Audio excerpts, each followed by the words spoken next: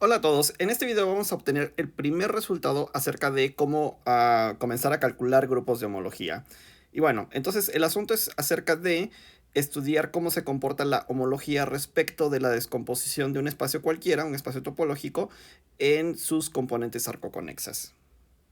Y para comenzar les voy a dejar un pequeño ejercicio que no es complicado de resolver, pero aún así sirve para que se diviertan practicando sus complejos de cadenas.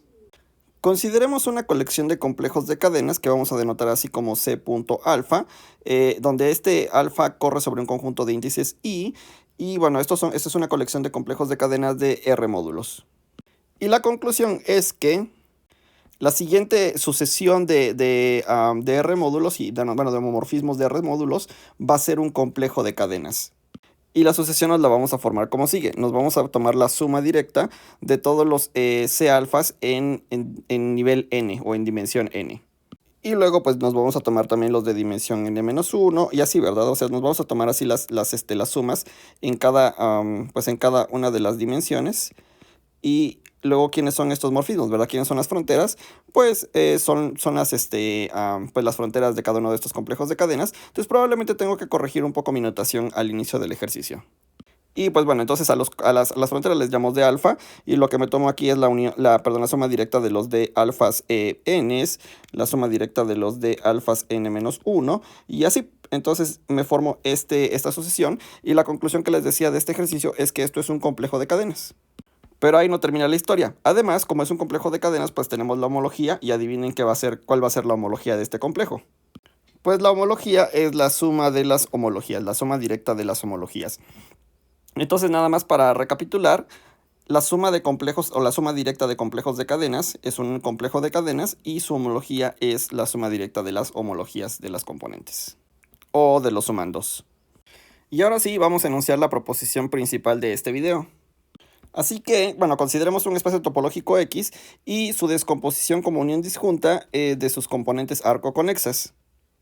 Y la conclusión es que pues, la homología enésima de X es isomorfo a la suma de las homologías enésimas de las componentes, y obviamente esto es para todo n mayor o igual que 0.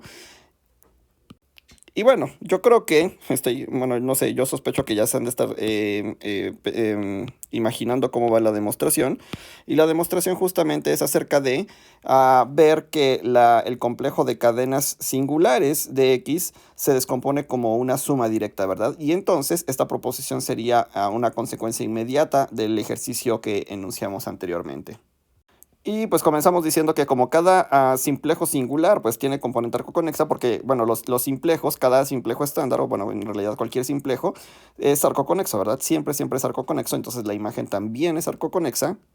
Y entonces, pues el enésimo módulo de cadenas singulares, pues se ve como la suma directa, ¿verdad? De los X, pero de los complejos singulares, complejos de cadenas singulares de cada uno de los X alfa, ¿verdad? Porque recuerden que los elementos aquí son sumas formales de simplejos singulares.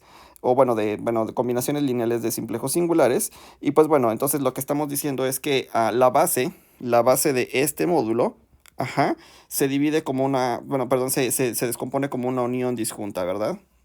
Eso es justamente lo que estoy queriendo decir con esta frase de aquí.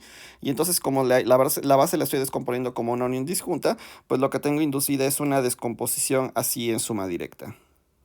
Y los homomorfismos frontera preservan esta descomposición, ¿verdad? Porque si yo me tomo una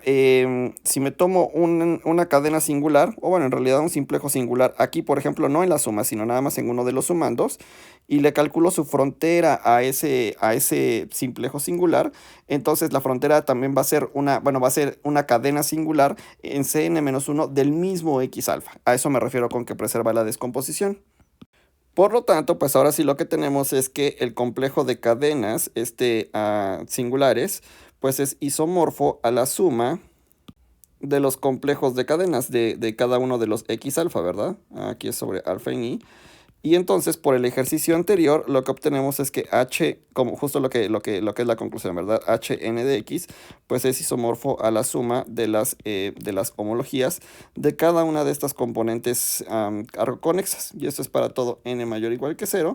Y pues bueno, en realidad esa es toda la demostración, ¿sí? Así que este video la verdad es que fue bastante más corto que los anteriores, pero bueno, en fin. Entonces, en el siguiente video vamos a continuar con el estudio de la homología singular, con los primeros resultados que podemos obtener solamente directo de la definición.